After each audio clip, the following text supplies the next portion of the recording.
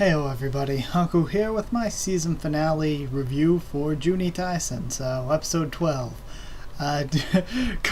Quality-wise for this episode, I thought it was very, very good, but personally, like watching it, I didn't really like the final wish all that much, so I'm going to be slightly salty over that. But quality-wise, it was a good episode. I like the way it was structured, I guess? Directed? I don't know. Either way, let's discuss this part by part. Let's go through it.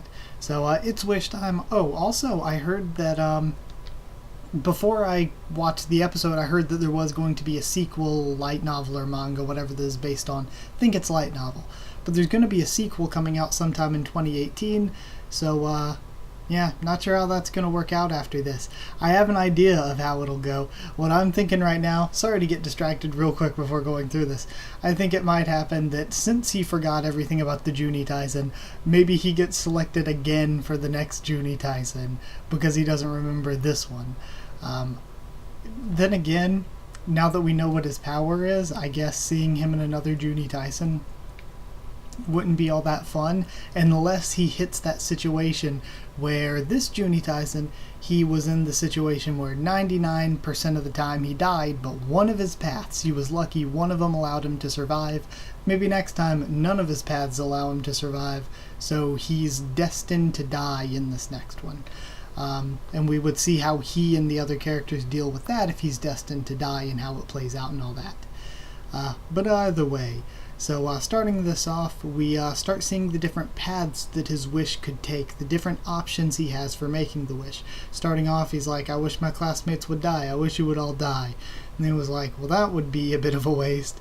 And then wish path 2 was pervy, and then 3 was let everyone be happy, and he starts thinking through all the different ways, and we see it slowly escalate where it starts off simple like that, and there's a simple reason why it wouldn't work, and it starts getting deeper with each time. Like with 3, he's like, well, I'd let everybody be happy, and then he's like, well, that wouldn't really work because of people like Rabbit. If a person like Rabbit got to be happy, he'd be happy murdering people and making them into zombies, so that wouldn't work. The 4th thing he thought of was to bring Monkey back to life, because he was like, Monkey was a righteous person. But then he thought, should I bring back her, or 5, should I bring back everyone, or who am I to decide who gets brought back and who not? And if I bring back everyone, will we just be forced to fight each other and kill each other again? So we start seeing all the different ways that wouldn't work out. 6, he thinks about immortality because it's what Sheep said he would have wanted. And we start to see all the other characters and their discussions that he had with them in different paths where he interacted with them. And we learn a lot more about their characters that we didn't from the original path that we actually got to see as viewers. 7 was Chicken wanted confidence in herself. And 8 was the option to just stop being a warrior was a wish option. 9 was what Horse wanted. He said he wanted talent. 10, Boar wanted a harem, and I love how Rat was like, well, it might be because I'm a high schooler, but that doesn't actually sound that bad. But then again, I can't choose a wish that I'm going to be too embarrassed to tell anyone about. 11, he thought about the next day when he went into class, I wish everybody else just disappeared, and he was like, well, that wouldn't work. 12, he was like, 12 was a really interesting one, actually. He's like, what if I chose to have 1,000 paths instead of 100 paths? I kick my ability up a notch. But then he thought to himself still, he was like, I could go for 1,000 because this time 100 was almost not enough to keep me from dying. And there have been 2 situations before he brought up where he said none of his 100 paths, when he tried to avoid being in the Juuni Taisen to begin with, none of his 100 paths would allow him to avoid the Juuni Taisen itself. And he said when he wanted to ask out a girl he liked, none of his 100 paths led to her saying yes. So because of this, he's like, that still might not be enough, but would I be making it even worse on myself if I gave myself 1,000 paths and there was a fate that I couldn't escape even with 1,000 options? So he was like, I think I might save myself that fate. I'm going to pass on that. We learned more about Dog, and this was one of the coolest parts of the episode to me. We learned that flashback we saw of Dog in his past. He was actually saving a girl that was sold through sex trafficking, and he took her in and started raising her as his daughter. And he says that she gave him a better life. So holy crap, Dog might be instantly went from one of the least memorable or important to being one of my more favorite, because damn, Dog was more noble than we could have known. We learn, and I love the scene with Snake and Dragon as well, where when he asked them both together, they're like, of course, we want money, that's the wish. And but they're both lying. When he asks them separately in paths, Snake would say, that's what my brother wants, but he really only cares about himself. Or Dragon said, that's what my brother says he wants, but he really only cares about enjoying himself. And they show that when they're not together, not putting up that facade of just wanting money, they're deeper, and Rat describes it as they're being deeper than that. They're not so one-dimensional and straightforward. And he was like, even somebody like Rabbit, who was a total villain, when I actually was on a path where I got to talk to him, you got to see more of him than that. And number 14 in the options was Rabbit said his wish was to be friends with everyone. And of course Rat was like, upon first hearing that, it sounds pretty terrible. But then when you think about it, he seemed like he really genuinely wanted that. He really wanted to be friends with everyone. And then Tiger, he says, Tiger might be the only one whose wish got granted, and I think that's because Tiger wanted to fight / be killed by Ox. So she got her wish, pretty much. And he ends up getting to the end, and he can't find a reason to live, and it keeps escalating and escalating, and he starts running through all the other options really quick. And I love how he would say the option, it was all over top of each other, and then say a reason why it wouldn't work. I remember a few of them, one was, I wish I could be a cyborg, and immediately he said, but then if I got broke, who would repair me? And it was all different stuff like that, where he would think of an idea for a wish, and then immediately shoot it down, no, but if I do this, there's this problem. And he starts going all through all of them, and he gets to 99, and Duoda Couple shows up, and Duoda Couple gives him the line. He's like, you could take your one wish and wish for 100 more wishes, but even that wouldn't be enough. Which is why he then makes the wish to forget about everything, because it's too much of a weight, too much of a burden. And because of that, completely, totally loses his memory. And the classmates say, he doesn't look like he wants anything in life, but that means he isn't missing anything.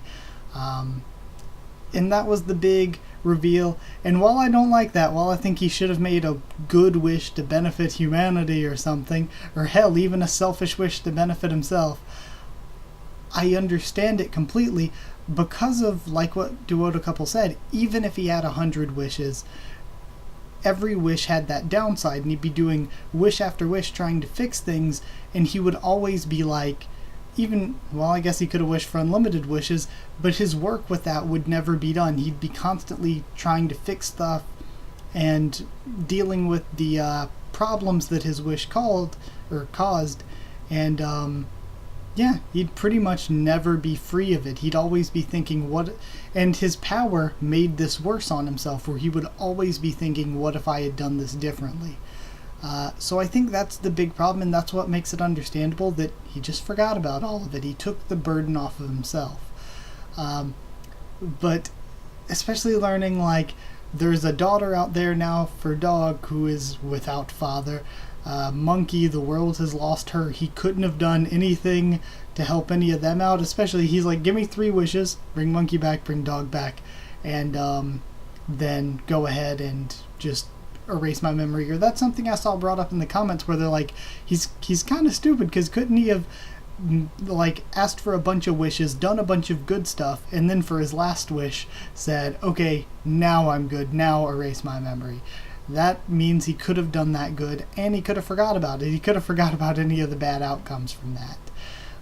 And really, even the bad outcomes for some, the only bad outcome from bringing Monkey back was him thinking to himself, who am I to judge? Why should I bring her back, or why should she get a second chance and nobody else? I mean, I don't know.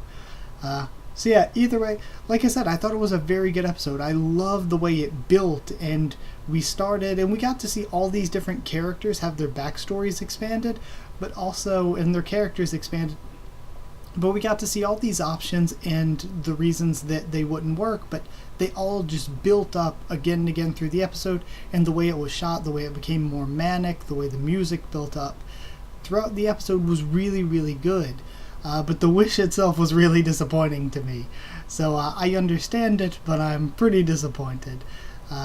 As an episode, I'd still give it 9 wishes out of 10, though. Because I did like it. I liked it a lot. I think it was a good episode, even though I don't agree with the complete ending of it. So I'd say 9 out of 10 still. I thought it was really good, in more of a thinking sense, I guess. But either way, talking about the show as a whole, normally I give a score for a show as a whole on my finale review. So the show as a whole, I thought, started really, really strong. The first few episodes were really good. Then it got pretty bad because it got super predictable, and that animation went way downhill. But then towards the end, it started to bring it back a little. The animation still wasn't good most of the time, but storyline-wise, the reveal last episode of Rat's Power was huge, and that kind of brought me back in and got me back to think in a positive light about the show again.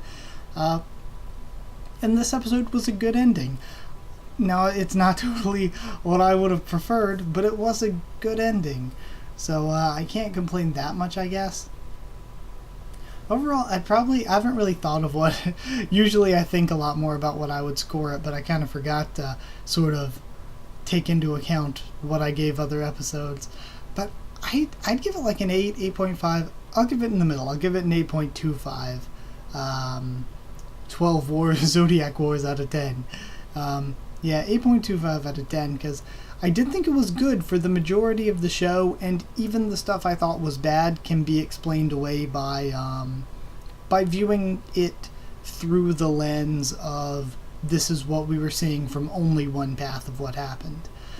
So I understand it. Even the stuff I don't quite like, I understand why it was done.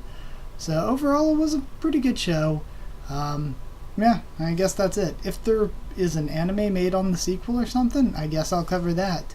I haven't really had the option for any of that thus far on the channel, getting to do reviews of sequels or season 2s of shows that I've covered. Season 2s.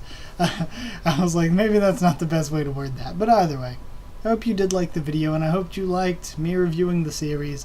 I will be doing a video next week, probably. At least I plan to next week. I think that's probably the best time to do it, where I'll have a face cam up in the corner or whatever, but I'll be going through, and I did this last season if you've been around for a while. I did it for this season.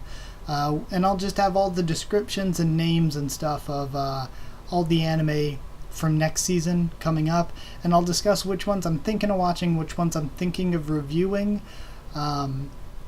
so that you guys can tell me in the comments on that one, and we can discuss back and forth what you think I should watch and what you think I should review. I'll probably only be reviewing 2 new shows, because I'll be doing One Piece, which is continuing on, and I'll be doing the second core of Mahotsukai no Yome. So I'll be picking up 2 new shows to go with those. And I'm going to try to limit it to that, because I want to take some time to do some other videos and to like marathon some older shows that I missed out on. Or that I haven't watched yet. So yeah, I think that's the way I'd want to do it, and that video will be up sometime next week, hopefully. I've already gone through and watched the PVs for all the new stuff for next season so that I could get a general idea, and I found about 15 shows I want to watch next season. I might not watch all of them, but I'll at least try all 15 of those and see what they're like. And out of those, not sure which ones I'll review yet. Killing Bites looks pretty good, but we'll talk about that more in that video. But either way, I guess like, comment, subscribe, follow on Twitter if you want, and I'll try to keep you updated there and stuff for the channel. And if you want a link to our Discord server to talk with me and other members of the channel there, yeah, just ask. I'll give you one. That's it. Thank you once again for watching. I'll see you all next time.